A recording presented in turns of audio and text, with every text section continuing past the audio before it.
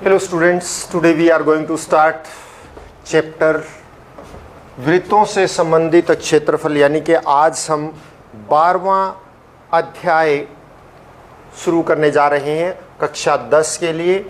वृत्तों से संबंधित क्षेत्रफल यानी वृत्त जो है उससे कौन कौन से उसमें क्षेत्रफल किस प्रकार से ज्ञात किया जाएगा, वृत्त का, अर्धवृत्त का, वृत्तखंड, त्रिज्याखंड, दो वृत्तों के बीच का क्षेत्रफल, ये सब हम इसमें जानेंगे। देखिए, आप सभी वृत्त से बहुत भली भांति परिचित हैं, कर चुके हैं वृत्त के बारे में। वृत्त किसी एक बिंदु से निश्चित दूरी पर स्थित बिंदुओं का समूह होता है और वृत्त के अंदर कौन कौन सी चीज़ें हम ज्ञात कर सकते हैं, क्या क्या हमें करना है। सबसे पहले मान लिया कि एक वृत्त कहीं से भी शुरू करते हैं हम, मान लिया इस बिंदु ए से शुरू करते हैं और ऐसे घूमकर वापिस ए पे आ जाते हैं। ये जो दूरी है, ये जो लंबाई है, इसको हम वृत्त की परिधि कहते हैं। क्या कहते हैं इसको हम? वृत्त की परिधि। तो वृत्त की परिधि क्या होती है? वृत्त की परिधि जानेंगे हम।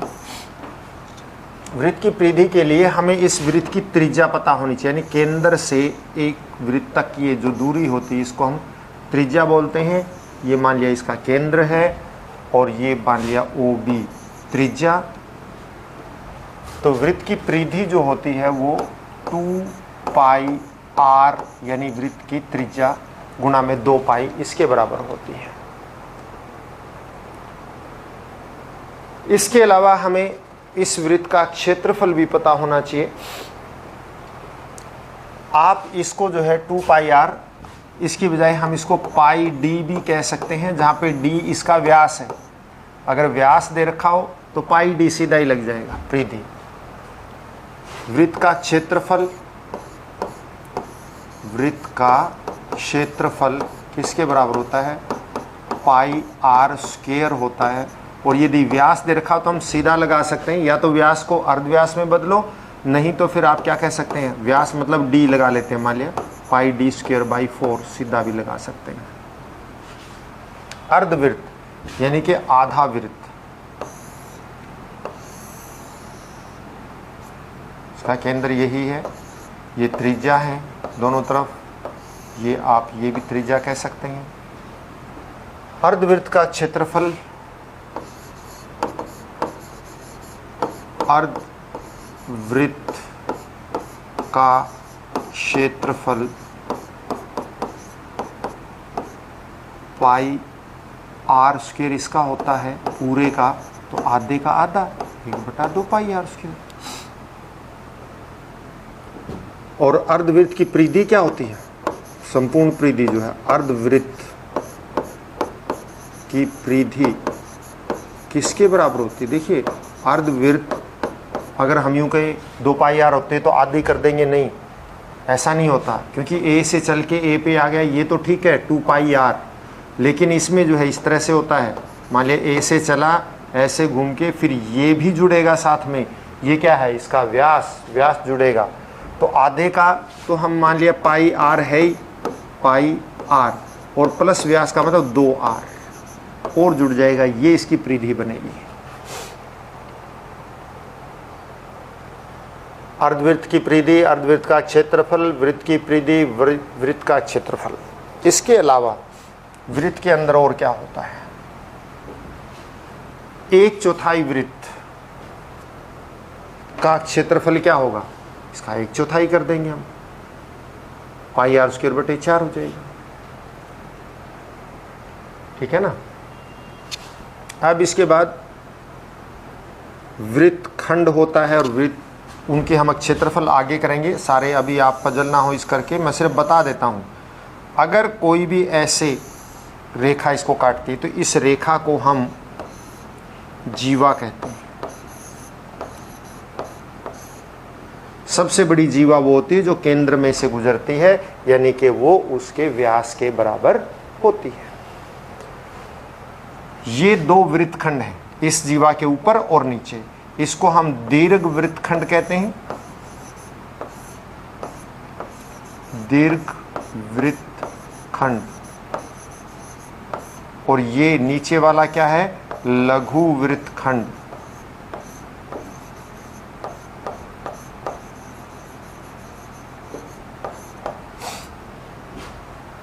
और यदि हम ऐसा क्षेत्र लें जो दो त्रिज्याओं के बीच में हो, तो इस क्षेत्र को हम त्रिज्या खंड बोलते हैं। क्या बोलते हैं? त्रिज्या खंड या त्रिज्या खंड भी कहते हैं। ये लघु त्रिज्या खंड और ये वृहत यानी कि दीर्घ त्रिज्या खंड है। इसके बाद हम सवाल के ऊपर आते हैं। देखिए इसमें उदाहरण एक वृत्ताकार खेत पर 24 रुपये प्रति मीटर की दर से बाड़ लगाने का व्यय 5,280 रुपये है। इस खेत की 0.50 प्रति वर्ग मीटर की दर से जुताई कराई जानी है। खेत की जुताई कराने का व्यय ज्ञात कीजिए। देखिए दे क्या रखा है, आप इस चीज़ को ध्यान से पढ़िए। यहाँ पर बाड़ लगाने का खर्च दे रखा है। बाड़ लगाने के खर्च से क्या मतलब है? देखिए वृत्ताकार खेत है, खेत इस प्रकार से है, तो बाड़ कहाँ लगाई जाती है? बाड़ बाहर लगाई जाती है, और ये बाहर से बाड़ लगाई जाएगी, तो इसका मतलब बाड़ की लंबाई किसके बराबर होगी? बाड़ की लंबाई इसके परिधि के बराबर होगी। तो देखिए क्या दिया हुआ है, वृत्ताकार खेत पर 24 रुपये प्रति वर्ग मीटर की दर से बाड़ लगानी है। तो देखिए बाड़ लगाने की दर, बाड़ लगाने की दर ₹24 प्रति मीटर, यानी 1 मीटर में बाड़ लगाने का खर्च 24 रुपये है। और कुल खर्च कितना है बाड़ लगाने का? कुल खर्च बाड़ लगाने का खर्च ₹5,280। तो इसका मतलब बाड़ की लंबाई क्या हो जाएगी? इसलिए बाड़ की लंबाई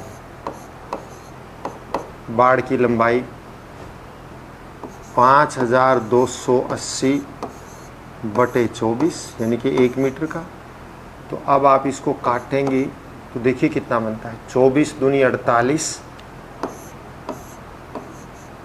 4 बच गया, फिर 24 दूनी 48, 0, 220 मीटर।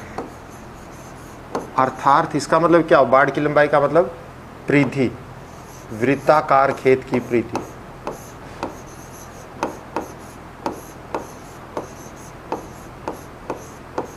खेत की क्या आ गई? परिधि।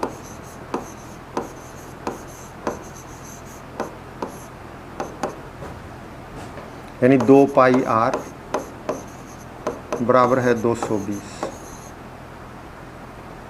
और r बराबर है 220 बटे 2 पाई, मतलब 220 बटे 2 गुना में पाई का मतलब 22 बटे 7, 7 ऊपर चला जाएगा, तो 22 से ये 10 और 2 से ये 5, मतलब 35 मीटर उस वृत्ताकार खेत की त्रिज्या है। तो उस 0.50 प्रति वर्ग मीटर क्या दर्शाता है? वर्ग मीटर दर्शाता है कि ये इसका क्षेत्रफल हमें ज्ञात करना है। तो अब खेत का क्षेत्रफल, खेत का क्षेत्रफल कितना होगा? पाई r स्क्वायर यानी कि 22 बटे 7, r 35 गुना में 35, 7 पंजे 35, 22 पंजा 110, 0 11 पंजे 55, 5 11 3 3305, 3850 वर्ग मीटर। अब आप देखिए प्रति वर्ग मीटर 50 रुपये, तो 1 वर्ग मीटर पर जुताई का खर्च, 1 वर्ग मीटर खेत जुताई का खर्च 0.50 और कितना है 3850 वर्ग मीटर खेत जुताई का खर्च 3850 गुणा में 0.50, इसको काट के 2 से 1925, यानी कि हमारे कितना खर्च आ जाएगा उसका 1925 रुपये खर्च आएगा। इसके बाद हम एक्सरसाइज 12.1 का पहला सवाल देखिए। दो वृत्तों की त्रिज्याएं 19 सेंटीमीटर और 9 सेंटीमीटर है। उस वृत्त की त्रिज्या ज्ञात कीजिए जिसकी परिधि इन दोनों वृत्तों की परिधियों के योग के बराबर है। यानी आपको दो वृत्त दे रखे हैं और उन दोनों वृत्तों की त्रिज्याएं दे रखी हैं। एक वृत्त बड़ा है, इसकी त्रिज्या जो है वो 19 सेंटीमीटर है। एक वृत्त छोटा है जिसकी त्रिज्या 9 सेंटीमीटर है। और तीसरा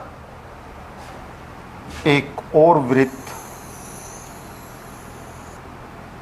इसकी त्रिज्या ज्ञात करनी है। इस तीसरे त्रिभुज यानी एक वृत्त ए लगा लो, एक बी लगा लो और एक सी लगा लो।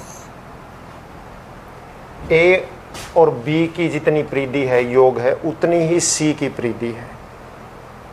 तो बताइए सी की त्रिज्या कितनी है।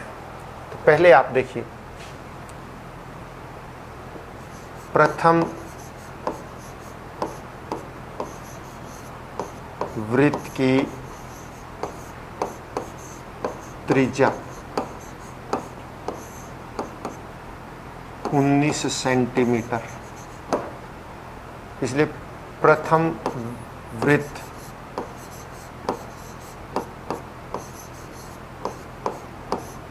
की परिधि यानी उसकी परिधि ज्ञात करें। परिधि 2 पाई आर यानी कि 2 गुणा में 22/7 गुणा में आर यानी कि 19। 2 पाई आर यही बनेगी। तो अब आप इसको, पहले वृत्त की परिधि आ जाएगी। अब दूसरे वृत्त की परिधि देखिए।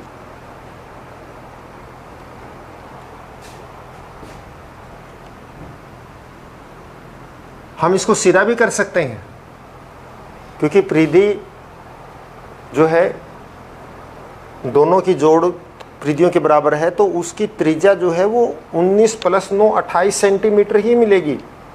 मैं आपको पहले बता रहा हूँ कि अगर हम तीसरा ये वृत्त है, आपको अगर दो वृत्तों को जोड़ के उनकी परिधियों को जोड़ के तीसरा वृत्त की परिधि उसके बराबर है तो उसकी त्रिज्याओं का योग इसके बराबर होगा, 28 सेंटीमीटर ही होगा। लेकिन कैसे निकालना है वो मैं आपको समझा रहा हूँ। इसके बराबर इतने सेंटीमीटर, इसको यूं ही छोड़ दो। फिर दूसरे वृत्त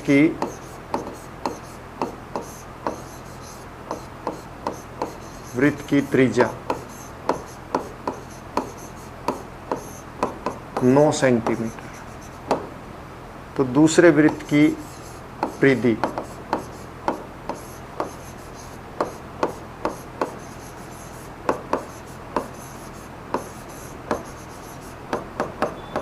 2 पाई आर यानी कि 2 गुणा में 22/7 गुणा में 9। दोनों वृत्त की परिधि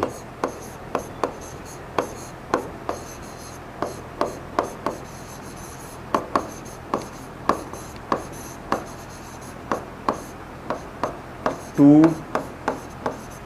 2 × 22/7 में 19 प्लस 2 × 22/7 × 9 और ये 2 × 22/7 दोनों में कॉमन ले लो तो साझा ले लिया, इसमें 9 बच गया और इसमें 19 बच गया और इसमें 9, कितना हो गया 2 × 22/7 19 और 9 28, तो 7 चौके 28, 22 44 चौका 176 सेंटीमीटर। तो तीसरे वृत्त की परिधि क्या होगी, इसका मतलब तीसरे वृत्त की परिधि, तीसरे वृत्त की परिधि किसके बराबर होगी 176 सेंटीमीटर, यानी कि 2πr, तीसरे वृत्त की त्रिज्या r मान लेते हैं 176। तो अगर आप इसको निकालेंगे तो r किसके बराबर आ जाएगा 176/2π, पाई का मतलब 176/2 गुणा में 22 7, ये 22 8 से ये 4, 7 चौके 28 सेंटीमीटर। देखिए तीसरे वृत्त की जो त्रिज्या आई वो 28 सेंटीमीटर। आपको यही बताया जा रहा था कि इस तरह से होगा। अब इसके बाद अगला सवाल एक और हम ले लेते हैं। दो वृत्तों की त्रिज्याएं क्रम से 8 और 6 सेंटीमीटर है। दो वृत्त हैं, उनकी त्रिज्याएं 8 सेंटीमीटर और 6 सेंटीमीटर है। इस बार उनका क्षेत्रफल बराबर दे रखा है। एक 8 सेंटीमीटर का ये रहा, दूसरा 6 सेंटीमीटर का ये रहा, तीसरा वृत्त जिसका क्षेत्रफल इनके बराबर है उसकी हमने त्रिज्या ज्ञात करनी है। इस बार त्रिज्या इसके योग के बराबर नहीं होगी, हमें ठीक उसी तरह से निकालना होगा। पहले वृत्त की त्रिज्या 8 सेंटीमीटर, तो पहले वृत्त का क्षेत्रफल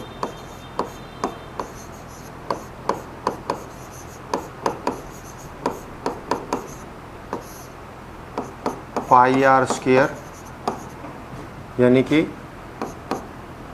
आप सीधा ही कह सकते हैं पाई को पाई रहने दो, बाद में वो कर लेंगे, r² 8 का यानी कि 64 पाई। इसी तरह से दूसरे वृत्त की त्रिज्या कितनी है 6 दे रखी है। दूसरे वृत्त की त्रिज्या 6 सेंटीमीटर, तो दूसरे वृत्त का क्षेत्रफल